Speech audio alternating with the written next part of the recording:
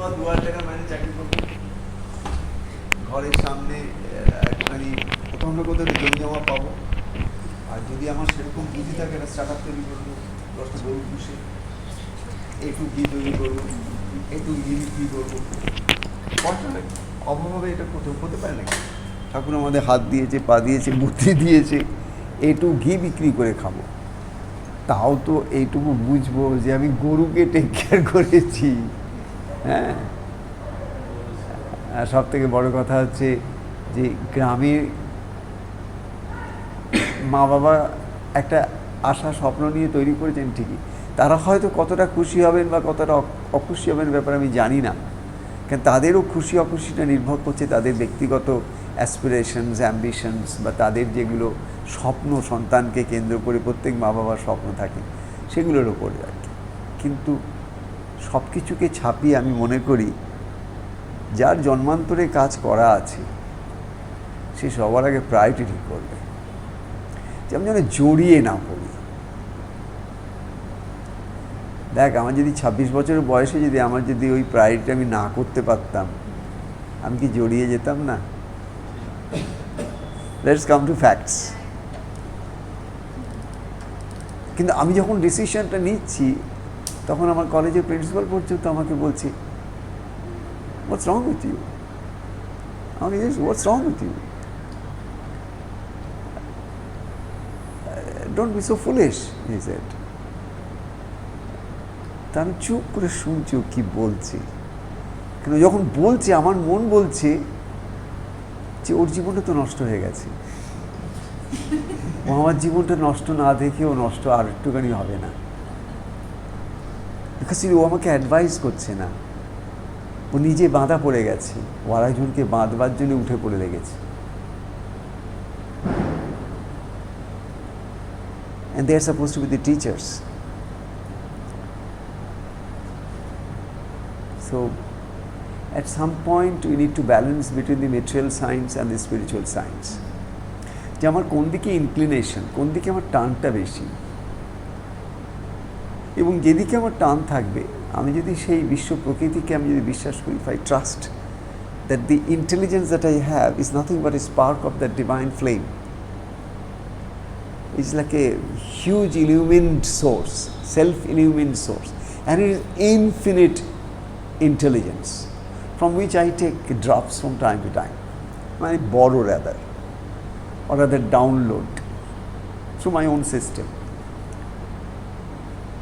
So then, I mean, imagine a life which basically revolves around a very simplistic living, where you're not trying to complicate life. Because the more the number of things you have, more responsibility it brings. I mean, anything you possess more, it becomes, at some point, it becomes a headache, because you have to take care of them. And it's very important যে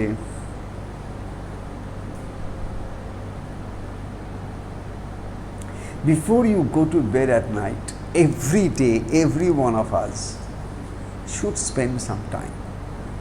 That's a beautiful time where you don't try to say things which you know.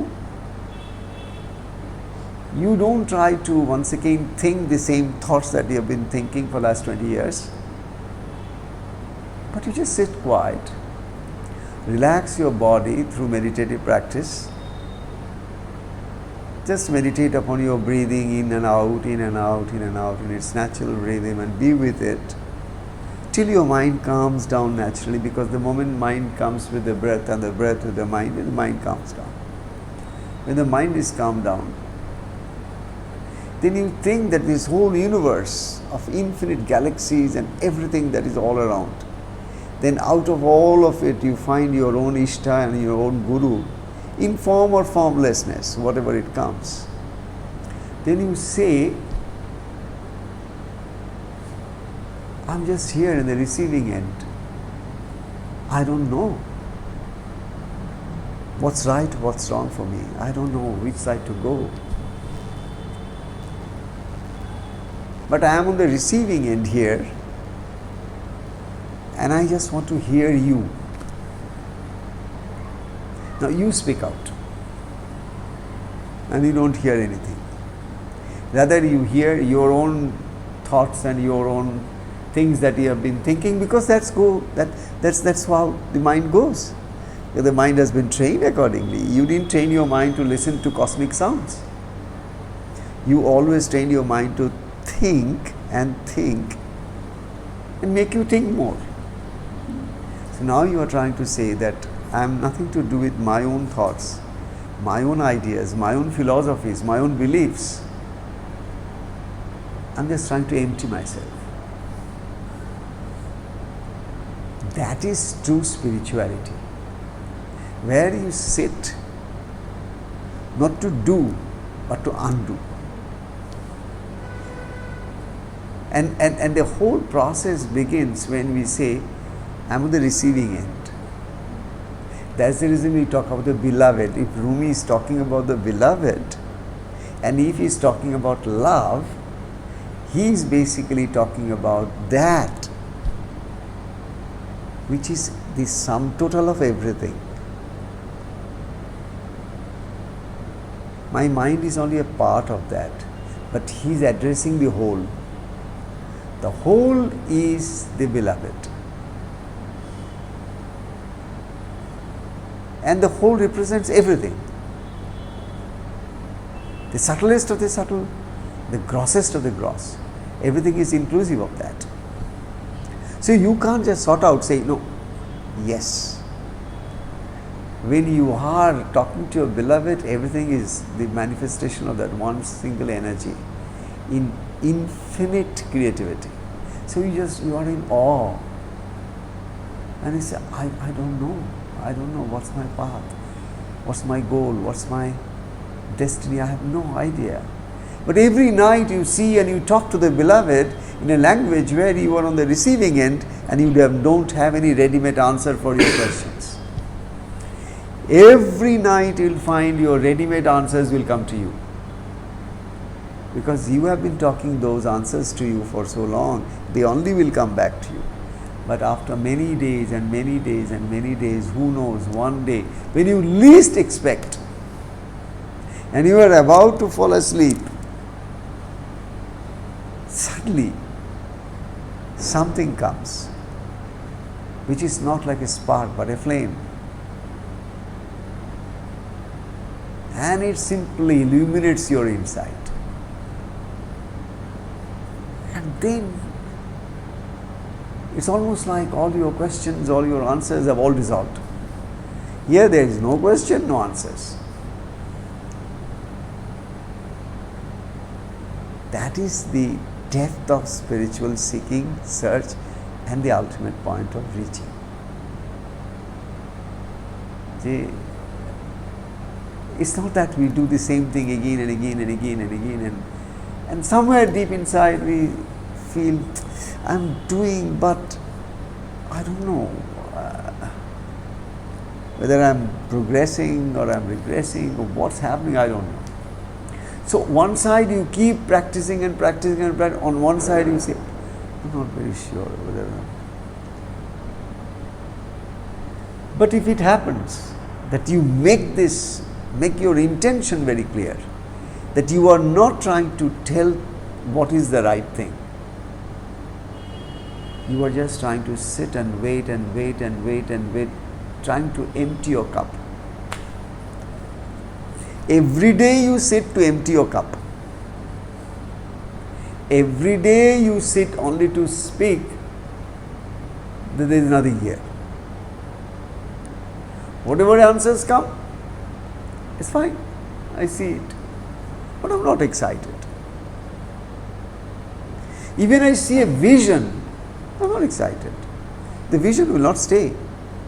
Even if your guru comes, even if your Ishta comes, even if the divine form comes, even if some spark comes, some lights come, or anything comes, there's nothing to be excited about, because it's not going to stay. It'll come. It will definitely excite you, but it's not going to stay. And if it doesn't stay, after 10 days you'll say, I had that vision, but these days the visions are not coming. again you got the negative part of it. So when you were excited, when it came to you, and now for last 1 month you didn't have one single vision, that means in your mind you start projecting, maybe things are deteriorating. Maybe I am not doing as good. Maybe I am not progressing. So instead of a very positive self-talk, you get into the grip of a negative self-talk, which is deterrence to you. So the whole thing is that, let me understand only one thing, that whatever answers I have from all the books and libraries of the world, whatever the great grand masters have spoken all over the world for time immemorial, great, grand, beautiful, but has nothing to do with me. They are beautiful with them. What Buddha spoke was great with Buddha. It has nothing to do with me. He is great, I am not. Because my cup is full with all garbage. Even the best of the wisdom of the world is a garbage. Because they are not digested. They are like my intellectual food. It was nice to chew. It tasted well. It made me feel I am knowledgeable. It made me feel successful. If I talk to somebody, other person will know that in the spiritual path I am not a dumb person. I know so much. I know the scriptures. I know about religions. I know the comparative religions. I know the faith traditions. I know this. I know that. And all knowledge is trash. At the end of the day, all knowledge is obstacle to truth. However great they are obstacles to truth. Because when the true knowledge will come, all this will, it will just go like this. The true knowledge will burn all the old stuff just like a flash. And then the wisdom is born. And this has nothing to do with Buddhas. This has not to do anything with the great men of wisdom of the world. You are born original then you are you at that time.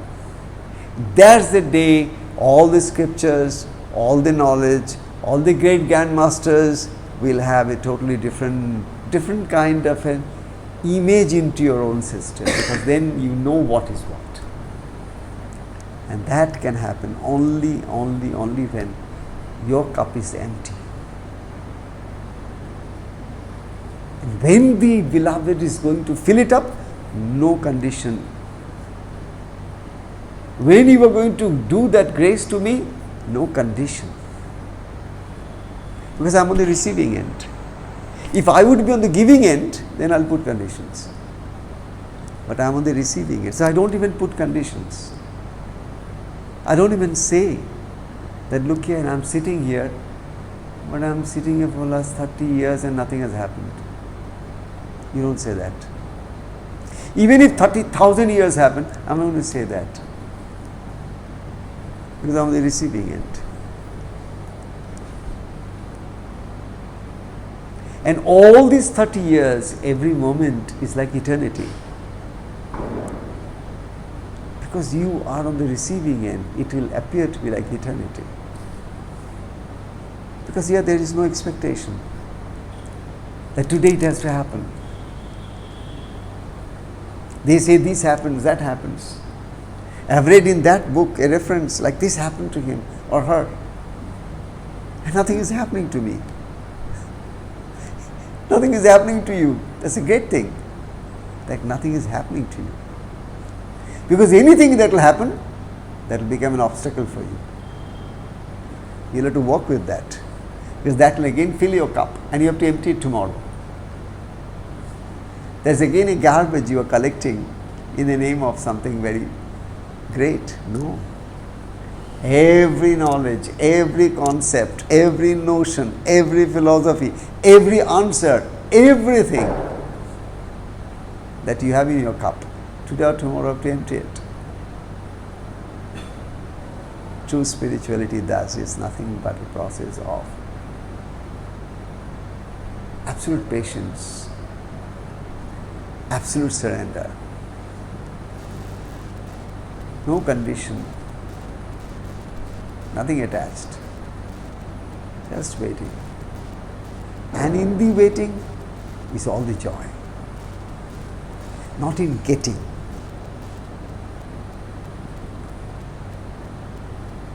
The very wait is worth. Because you are waiting and your heart is getting more and more soaked with a content of love that cannot be explained. It's a different kind of love. The love that is not contaminated by any conditions, notions, philosophies or expectations. A love that is so pristine and clear and clean and pure. It brings everything into it. It's so joyful. Mahalakshmi to call bhal lagbe. Just do that, Mahalakshmi. Today is Mahalakshmi Puja. You know, Mahalakshmi is Mahaprana. Lakshmi is prana, symbolizes the prana. She is symbolizing the air that we are breathing. It's all over the universe. There is prana. Mahalakshmi is Mahaprana. So it's like the more we,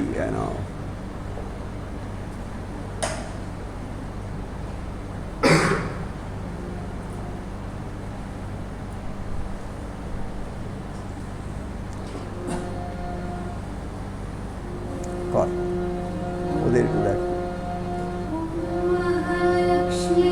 Namo Namaha Vishnupriyayai Namo Namaha Om Dhanapradayai Namo Namaha Om Vishwajananyai Namo Namaha Om Mahalakshmi Namo Namaha Om Vishnupriyayai Namo Namaha Om Dhanapradayai Namo Namaha Om Vishwajananyai Namo Namaha Om Mahalakshmi Namo Namaha Om Vishnupriyayai Namo Namaha Om Dhanapradayai Namo Namaha